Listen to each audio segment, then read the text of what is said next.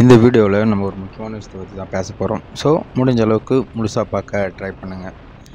கொஞ்ச நாளைக்கு முன்னாடி வந்து ஒரு ஃபேமஸ் யூடியூபர், தமிழ் யூடியூபர், எந்த டைப் ஆஃப் யூடியூபர்னு நான் சொல்ல விரும்பல.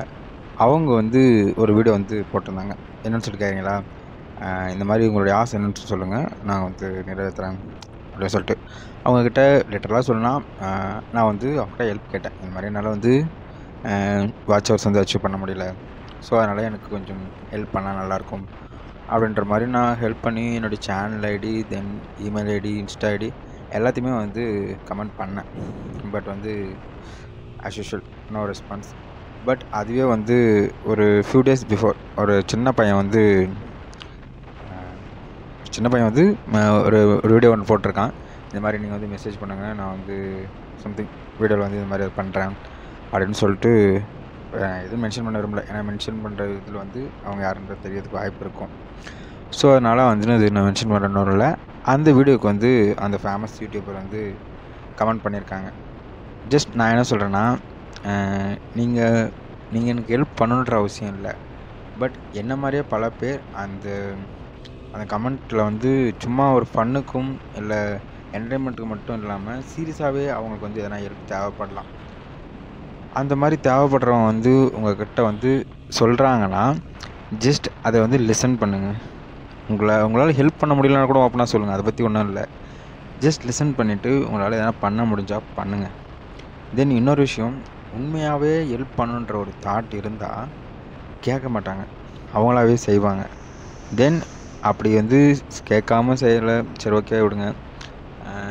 கேட்டும் ஹெல்ப் பண்ணுறவங்க நிறைய பேர் இருக்காங்க. உங்களுக்கு ஹெல்ப் பண்ணுற இன்டென்ட் இருந்தால் மட்டும் நீங்கள் இந்த மாதிரி வீடியோலாம் போடுங்க. இல்லையா, ஜஸ்ட் இன்றைக்கி ஒரு வீடியோ அப்லோட் பண்ணால் அமௌண்ட் வரும், இல்லை ஒரு கண்டென்ட், அந்த மாதிரி விஷயத்துக்காக மட்டும் இதை சோஷியல் மீடியாவை யூஸ் பண்ணாதீங்க.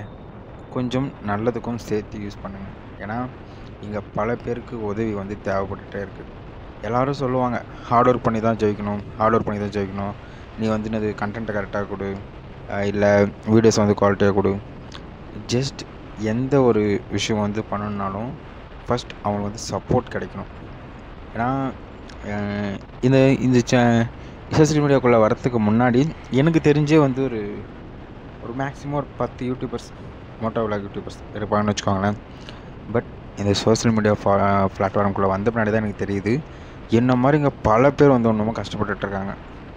நீங்கள் எல்லாருமே மேலே போய்ட்டுருக்க ஒரு கொஞ்சம் பேரை தான் கொண்டாடுறீங்களே தவிர்த்து, இன்னமும் கஷ்டப்பட்டு மேலே வந்துடுவோமா அப்படின்னு சொல்லிட்டு கஷ்டப்பட்டு இருக்கிற பல யூடியூபர்ஸை நீங்கள் இன்னமும் கண்டுக்கவே இல்லை. ஜஸ்ட் அது உங்கள் மேலே தப்பு கிடையாது, உங்களுக்கு தேவைப்படுற கண்டென்ட்டை நாங்கள் தான் கொடுக்கணும்.